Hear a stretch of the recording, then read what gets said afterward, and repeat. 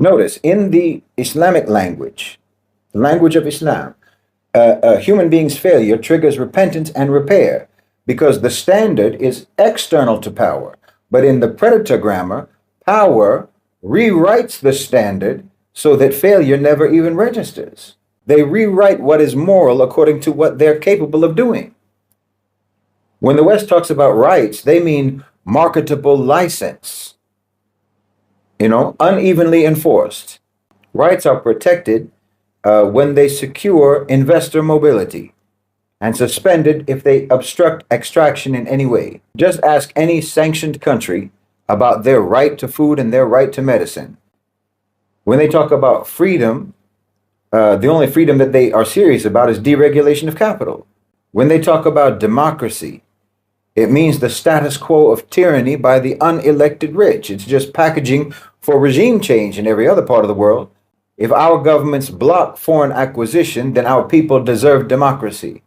If our government greenlights your extractive deal, then it means that our governments are stable.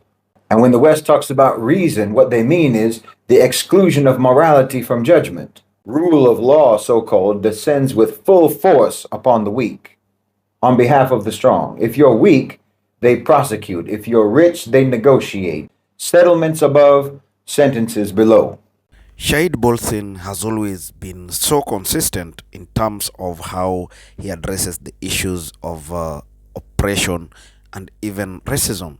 In his latest critique, he tries to downplay the policies that Trump's administration have placed and how these policies are meant to derail the development of a certain race, and more specifically, he is on castigating the white supremacy on the black race. He feels that a society should have equality, a way of building or merging human races and making them work together without seeing one as more or less superior. So as we watch this, let's have it at the back of our mind that this white professor is someone who has been very stable and steady in addressing the issues of oppression and racism. So let's watch this and react in the end.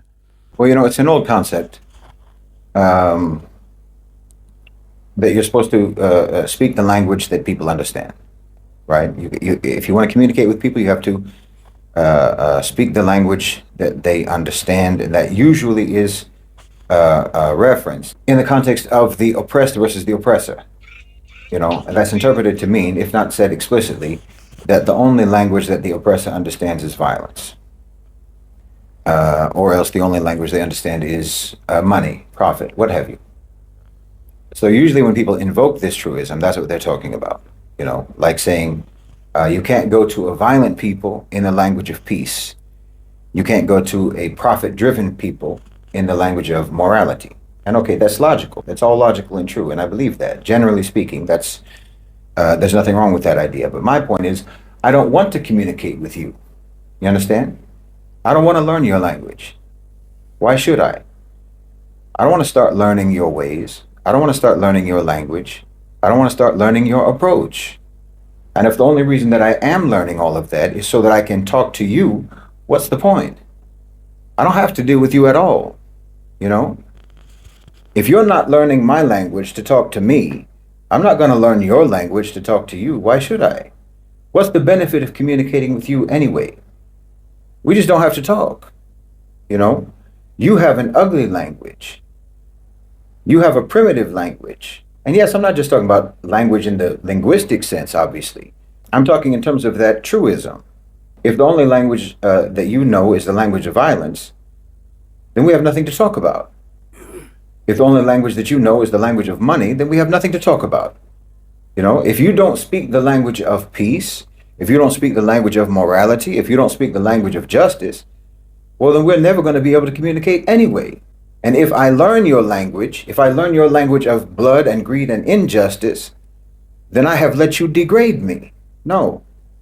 Why should I accommodate you to talk to you in your language when, in fact, there's nothing meaningful, there's nothing beneficial that I can get from that kind of conversation? That's refusal. And refusal is a universal language.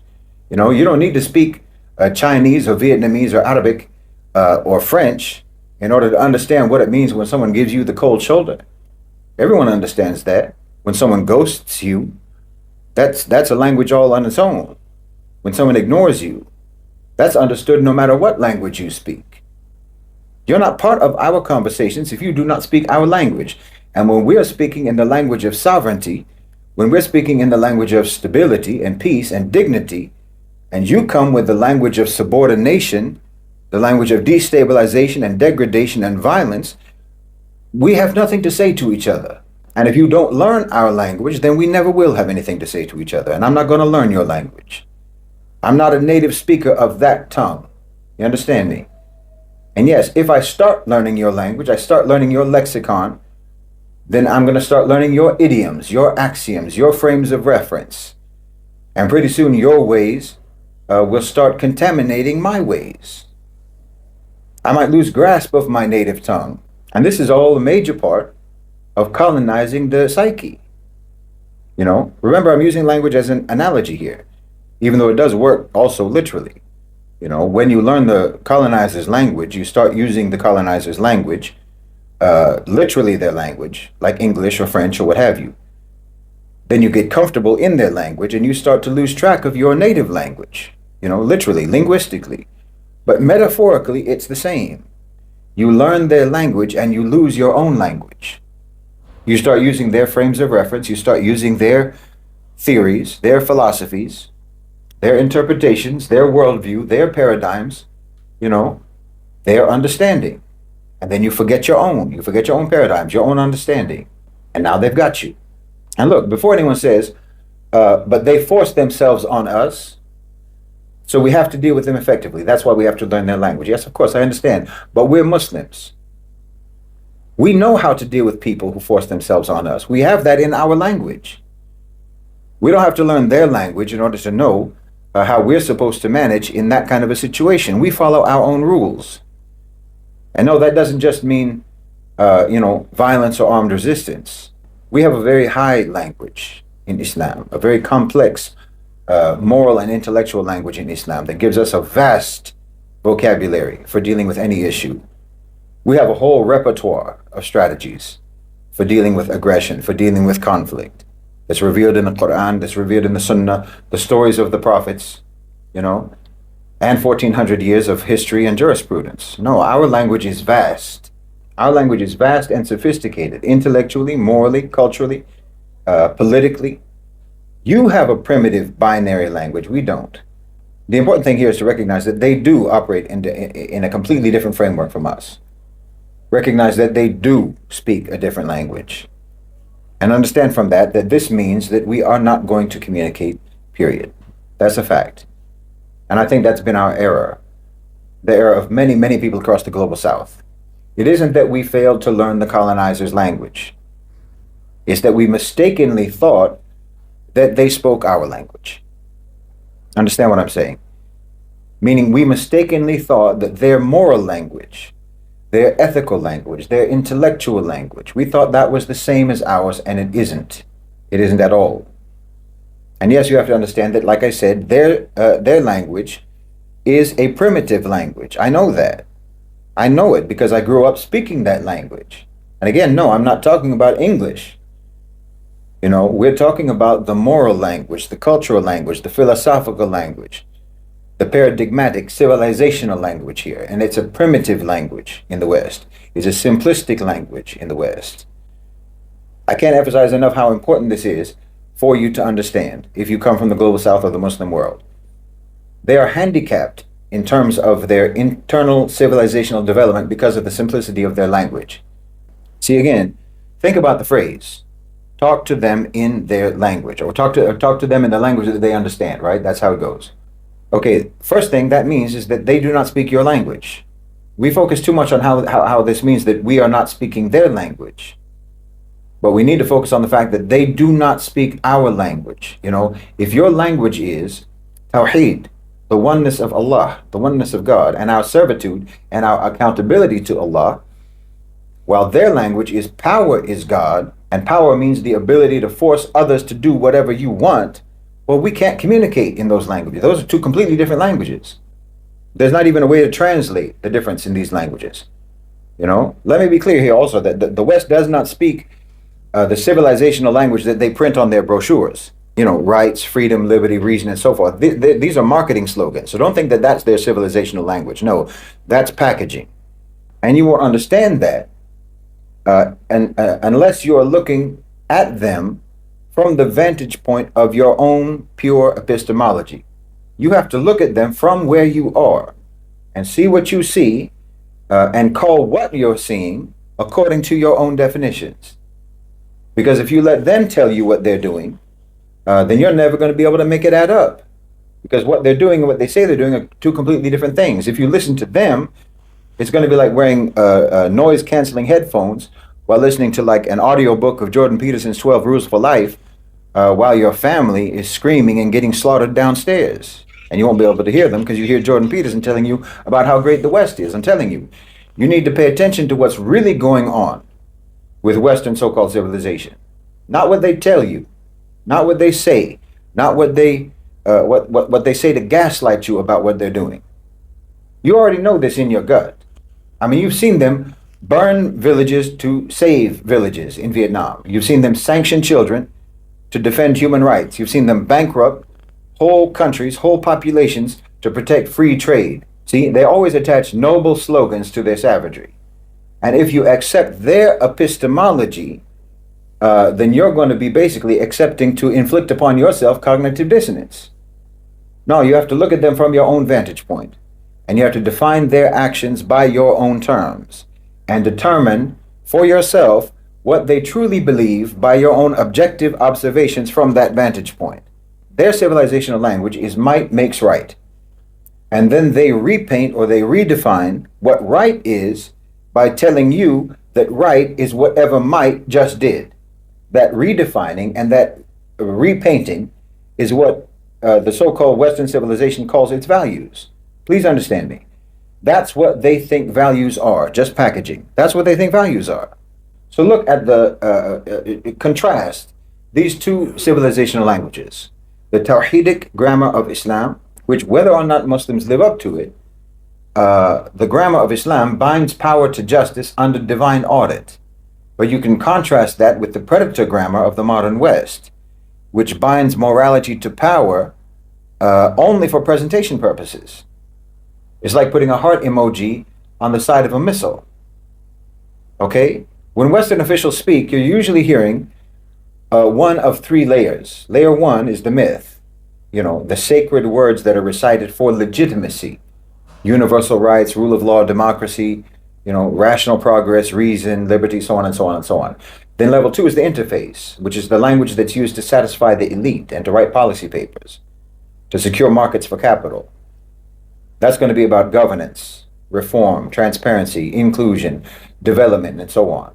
And then you get down to layer three, that's the real operative language, the real program code, the moral language that actually allocates pain and profit, victimization and exploitation, extract, enclose, securitize, neutralize resistance, institutionalize impunity, might makes right. Okay, the first two layers are just soundproofing around the third layer, you understand? The first two layers are only there to obscure the third layer, which is their real language. They cushion their viciousness with virtue. That's what those other two layers are about. Islam doesn't work that way. And I'm not being idealistic about this. Now, I'm not saying that Muslims are perfect. Sin and hypocrisy exists among Muslims just like it does anyone else, sure. But the grammar does not authorize that. The Quran gives no quarter to sin and to hypocrisy, and it defines what it is. And the Sunnah of Rasulullah ﷺ hones that definition further. The law codifies it, and the hereafter punishes it. In Islam, the program language is the moral code. That's the only layer we have. Obedience, justice, mercy, accountability, protection of life, intellect, lineage, property, and faith. We fail often, but failure is breach, not design. In the Western order, breach is not failure. Breach is design. See, the Muslims, we did not build a moral and ethical language. a civilizational language. We didn't build that around us.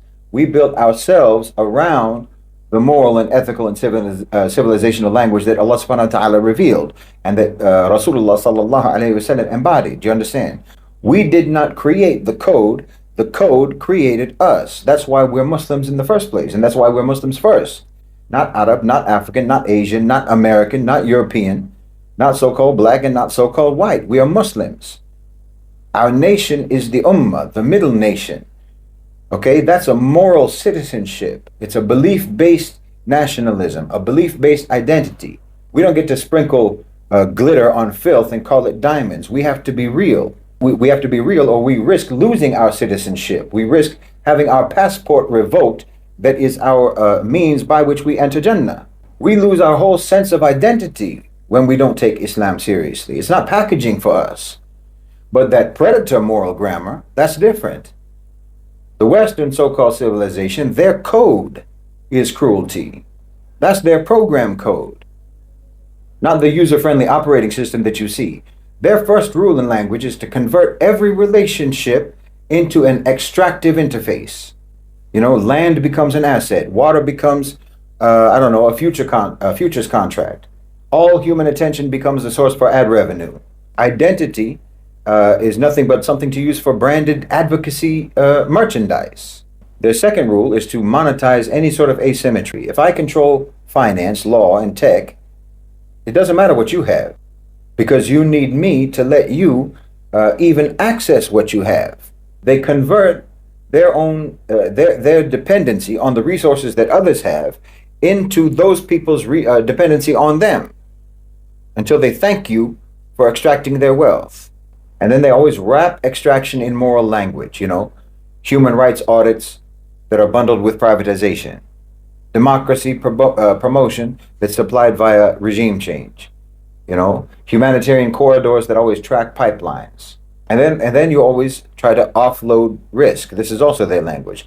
Environmental collapse, labor injury, currency crises, always push the liabilities down to the periphery, down the chain to the periphery, to the poor and to the unborn. And then it's part of their language to always make sure that they have an architecture for impunity. If you're in the core, then your crimes are accomplishments. But if you're in the periphery, even accusations will earn you sanctions and conviction. Adaptive hypocrisy is part of their language. Contradiction doesn't wound their reputation. It's a strategic asset for them. Today's principle is whatever validates yesterday's actions, yesterday's atrocity, yesterday's pillage. But Islam starts from the opposite pole. Power is a trust. Wealth is custodial. The creation of Allah subhanahu wa ta'ala, nature, is not a set of asset classes. It's a set of ayat, signs from Allah subhanahu wa ta'ala, that will indict you if you exploit them unjustly. Every human being is both an abd and a khalifa, a slave and a steward. Your wealth carries embedded claims from the poor. Even your business contracts can be worshipped if they honor justice, and they will be sinful if they cheat. There's no lobbies on Yawm al-Qiyamah. This grammar ties every domain, governance, trade, family, environment, all back to a single axis. Did you keep trust with Allah subhanahu wa ta'ala and with His creation? Or did you transgress the boundaries and commit dhulm? Notice, in the Islamic language, the language of Islam, a human being's failure triggers repentance and repair, because the standard is external to power. But in the predator grammar, power rewrites the standard so that failure never even registers. They rewrite what is moral according to what they're capable of doing. When the West talks about rights, they mean marketable license, unevenly enforced. Rights are protected when they secure investor mobility, and suspended if they obstruct extraction in any way. Just ask any sanctioned country about their right to food and their right to medicine. When they talk about freedom, the only freedom that they are serious about is deregulation of capital. When they talk about democracy, it means the status quo of tyranny by the unelected rich. It's just packaging for regime change in every other part of the world. If our governments block foreign acquisition, then our people deserve democracy. If our government greenlights your extractive deal, then it means that our governments are stable. And when the West talks about reason, what they mean is the exclusion of morality from judgment. Rule of law, so called, descends with full force upon the weak on behalf of the strong. If you're weak, they prosecute. If you're rich, they negotiate. Settlements above, sentences below. Look, these aren't bad words in and of themselves. They're captured words. We don't reject the concepts. We reject any claim that you actually believe in those concepts or practice those concepts. You only use those concepts for camouflage. So for anyone in the global South, the next time any Western envoy comes to you talking about wanting to have a partnership or make a deal, there's 5 silent tests that you should run in your head. Is there symmetry in enforceability? In other words, can they be held to the same terms that they impose upon you? And if not, it's unfair and it's a myth. It's a setup. Then ask yourself, who absorbs the downside risk? The pollution, for example, the default inflation that might happen. If it's only on you, it's a setup. Then ask yourself, can you withdraw without financial asphyxiation, without sanctions, without covert destabilization? If not, it's a setup. Ask yourself, are you free to publicly criticize the deal without being throttled, without reputational assassination? If not, this is a setup. Ask yourself, would they accept to have the identical terms, the identical logic used on them? If not, this is a setup. See, the only reason to learn their language is so that you know what they're really saying, so that you can understand what they're saying. You can learn their language, but never use their language. You can't use their language without degrading yourself, because again, it's a primitive moral language. So you have to be ruthlessly bilingual. You understand? Be fluent in their interface, but rooted in your own epistemology, so that you can accurately identify what their real code is, what the code is that they're actually following underneath the pretty interface. You know, translate outward, but anchor inward. And if you're going to use their terms, their concepts, every time you use one of their, glamour words, you need to bind that to a non-fungible Islamic definition and a measured test. Don't say freedom unless you add freedom from debt slavery, freedom from data harvesting without consent, freedom from wage coercion, freedom from compulsory complicity in oppression. You understand? Don't say development unless you add childcare, fair labor, actual metrics of human well-being, community food security, Gaza supplied, not besieged. If they refuse the test, then you have exposed the packaging. Before you enter into any arrangement with the West, trade, security, media licensing, whatever, run a quick RPI-style audit. Who holds the decision authority in this relationship, in this agreement, in this partnership? Who controls the critical inputs? Who can retaliate without cost? How adaptable are we if we pull the plug on this agreement?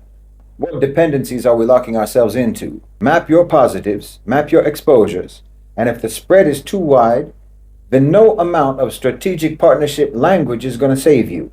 You're negotiating surrender terms, not partnership terms.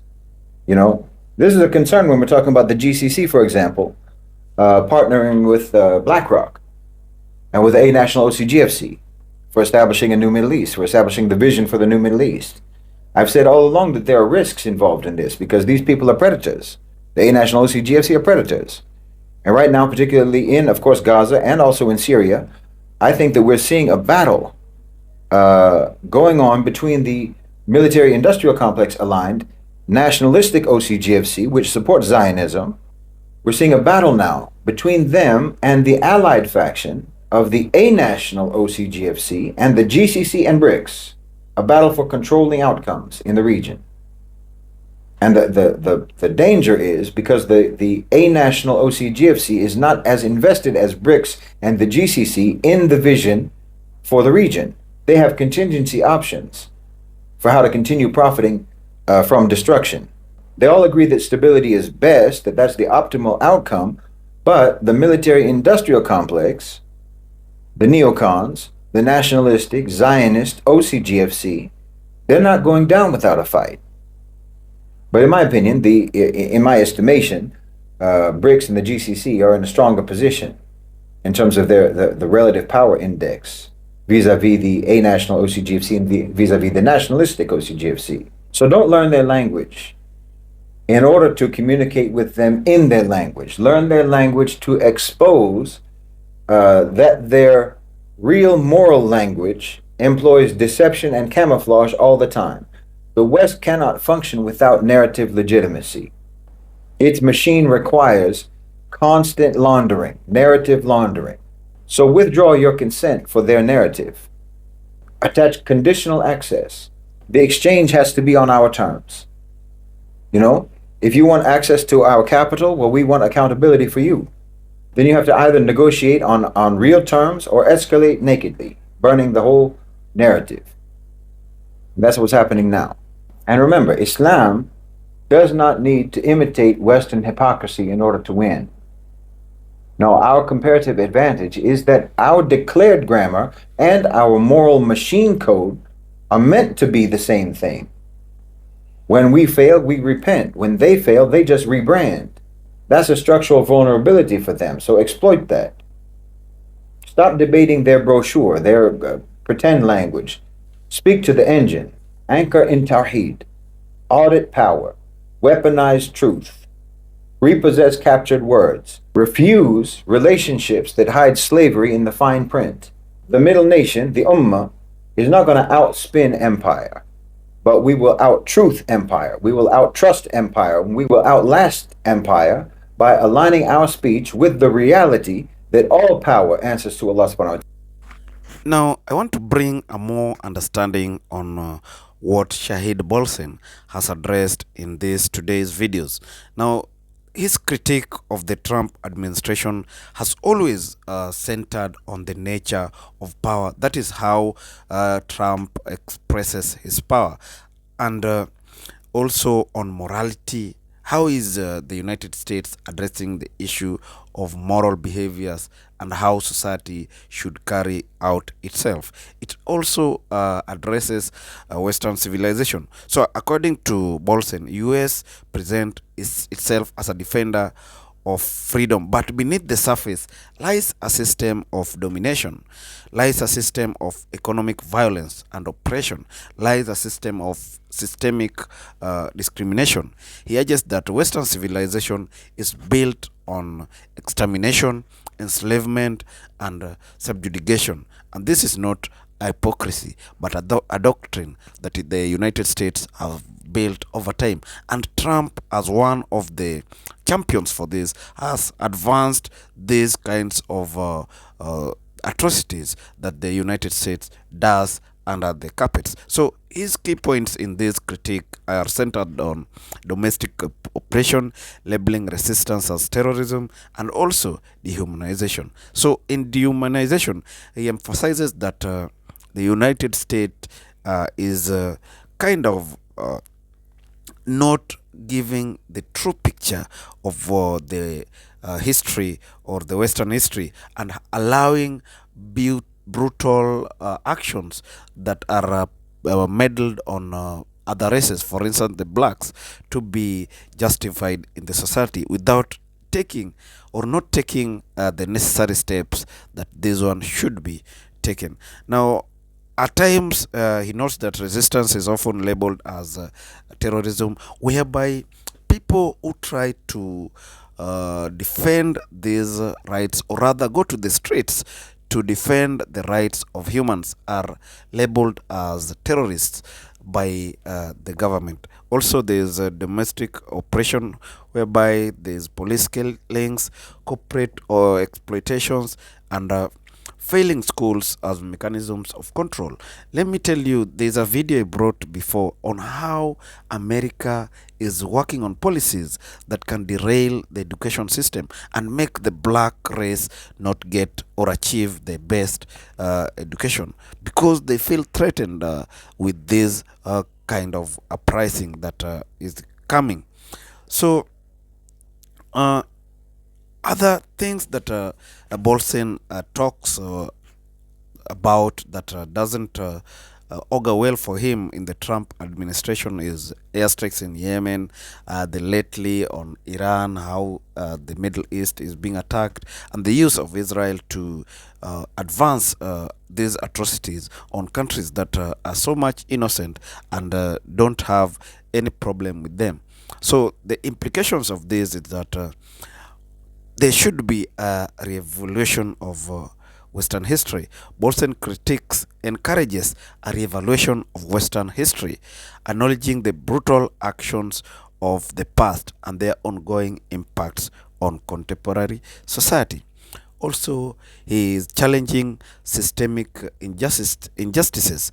By understanding the true nature of Western history, we can work towards challenging systemic injustices and promoting a more just and equitable world. I want to dwell more on this because this is what we have always been championing for. Systemic discrimination is something that is taking America backwards because America doesn't want to give the true meaning or the true history of its development. The Western world doesn't want to know or to acknowledge that there was much contribution of everyone who lives in these countries. There was much contribution of the slaves. There was much contribution on everyone to make America be where it is now. Let me give you a clear analogy on this. There were forceful labor, and Africans were taken away from their areas of residence to work in America, in the farms, and some in other structural development, forcefully without even a pay. So it means that these are efforts that should be appreciated. There should not be any discrimination on these kind of people who have been part and parcel of America. That is what Shahid Bolsen is trying to acknowledge. So in a nutshell, Bolsen's critique of the Trump administration and the Western civilization highlights the need for announced understanding of power, morality, and history. By acknowledging the complexities of these issues, then the society will work towards creating a more just and equitable society that values diversity and promotes inclusivity amongst all the races. And this is how to build a strong society that everyone will be proud of. Everyone will feel part and parcel of it. That is the message that Shahid Bolsen is bringing in this video, and he's always consistent and bold in the manner in which he brings out his issues. Now, I want you to tell me what you feel about this issue. Hit our comment section and tell us what you feel about Shahid Bolsen's idea, or rather critique, on the Trump's administration. Also, if you're watching us for the first time, I urge you to make your subscription, because through that we build a long-term engagement that will help us shape the feeling and thoughts of the society towards the betterment of the world. Thank you, and may the good Lord bless you. So let's meet when we bring another video, another thrilling video that will aim at changing this great society of ours.